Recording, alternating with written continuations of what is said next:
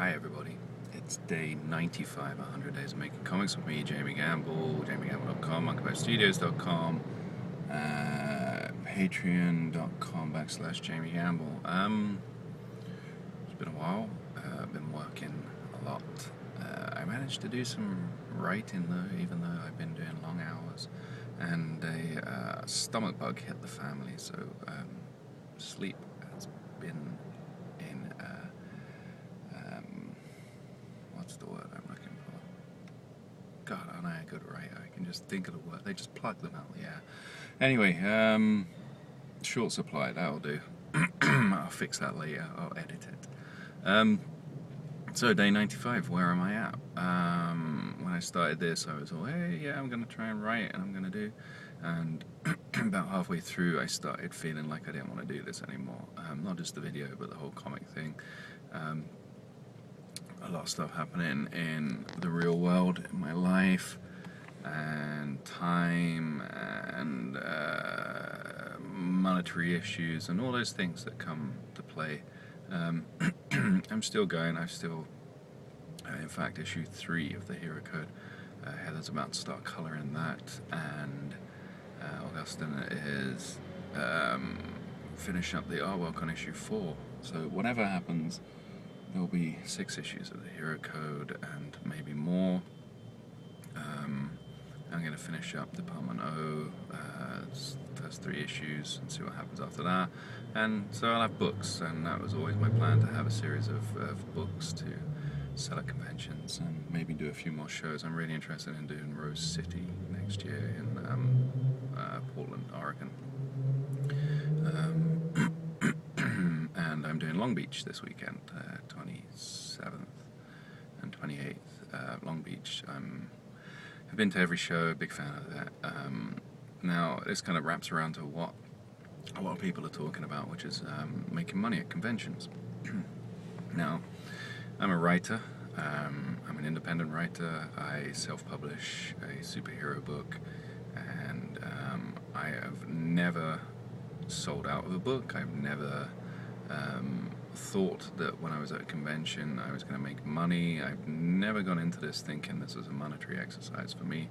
I've tried to disassociate that. At first I thought, when you first put out a book, you think, oh man, I should order 100 of these and sell all of them, and then order 1,000 and then sell all of them, and then I'm going to build an empire. And very quickly you realize that the signal to noise is hard to get through, and it's hard to make people interested in your book and to build a fan base, and it takes time and money and often years of time and thousands and thousands of dollars. So I very quickly realized that this was an exercise for me in creativity over monetary rewards. And there's been some talk at why the shift in landscape of conventions, the cosplayer discussion which is going on, which states that that cosplayers are taken away from people making money at conventions, which I disagree with completely. I think conventions are a show. That's part of the show. There are certain things that happen at shows that irritate me, but that's me personally. I don't like loud noises. I find it hard to hear people when the ambient noise is very high. And I've been to a couple of shows where they'll have wrestlers or music, or even a tannoy. You'll be talking to someone and they'll announce something on the tannoy for what feels like an eternity. It's only a couple of minutes, but I'm not good at that. I can't. I find it very hard to hear things clearly when loud noises are going on. So, and I have a very quiet voice, talking voice anyway, so sometimes I'll be in a conversation with someone at a show, that will happen, and the conversation dies, and it's a shame, because I see shows as a way of meeting people. They're not really, for me as a writer, they're not ways of making money, they're not ways of doing anything. It's ways of meeting possible readers and getting a few books out there and meeting other creators that I respect or have had online interactions with, meet them in the real world and put faces to names and stuff like that. Um,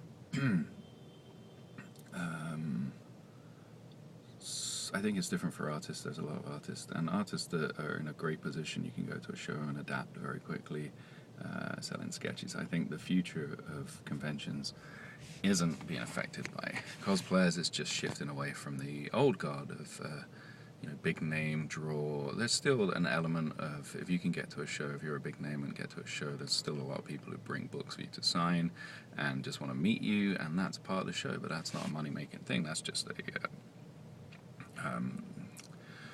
for lack of a better phrase, it's a brand awareness campaign. If you become a popular name in comics, you have to have a brand. You are your brand, and you have to maintain that. It's the Coke Pepsi kind of thing. Why advertise Coke when everyone drinks it?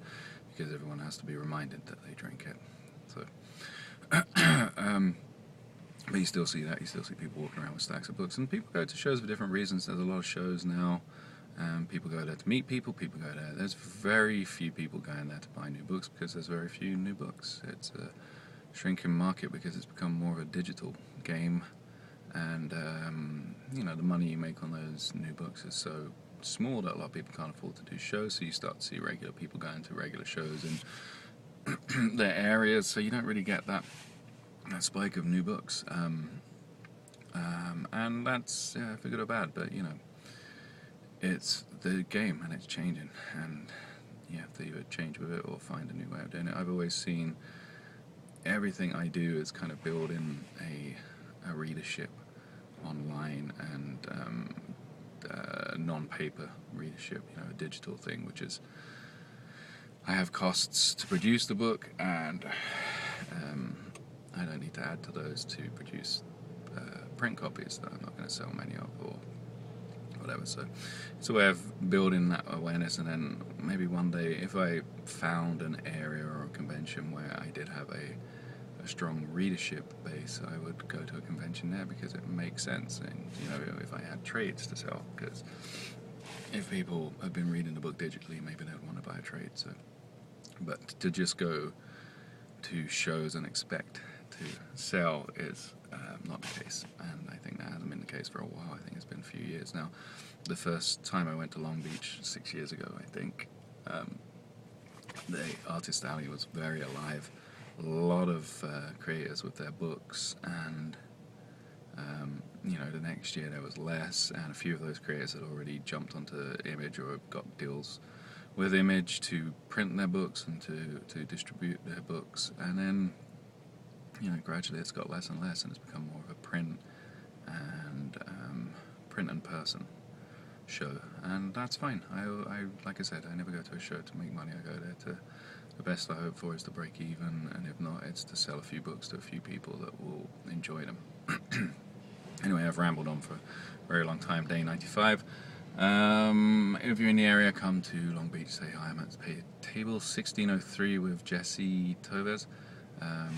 We're working on a little Black Wraith story together, and he's done some very cool 3D models, some printed 3D models of different sizes of Black Wraith busts.